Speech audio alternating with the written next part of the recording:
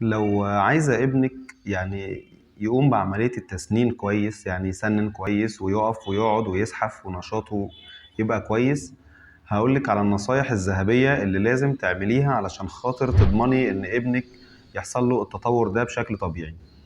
رقم واحد، فيتامين د. فيتامين د اللي هو موجود في السوق في أشكال كتير. أشهرهم طبعا الفي دروب، اللي هو جرعته 4 نقط في أول سنة و6 نقط في السنة التانية. في منتجات تانية عشان خاطر الناس بدأت تفتكر إن فيتامين د يعني في دروب فقط. لا، في منتجات كتير وتركيزاتها مختلفة، وبالتالي الجرعة اللي بتتقال في أدوية بناخد نقطة واحدة، في أدوية بناخد 4 نقط في السنة الأولى، هكذا على حسب المنتج. خلينا نتكلم أشهر حاجة الفي دروب، 4 نقط في أول سنة، 6 نقط في السنة التانية. فيتامين د مهم جدا. رقم اتنين، اللبن. طبعا اللبن في أول سنة هو لبن طبيعي أو صناعي حسب الحالة. من بعد سنة إن شاء الله بنبدأ ندخل اللبن العادي اللي هو لبن جاموسي بقري أي نوع. خلاص، وآخرنا كوبايتين في اليوم.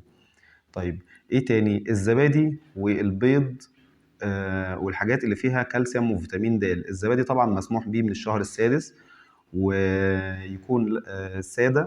البيض طبعا صفار أو بياض مسموحين الاتنين. الجبنة القريش مسموحة طبعا، ممنوع الجبن المصنعة.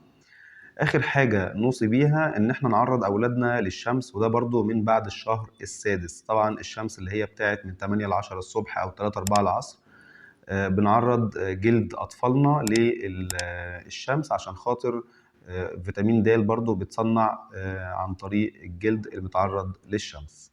شكرا.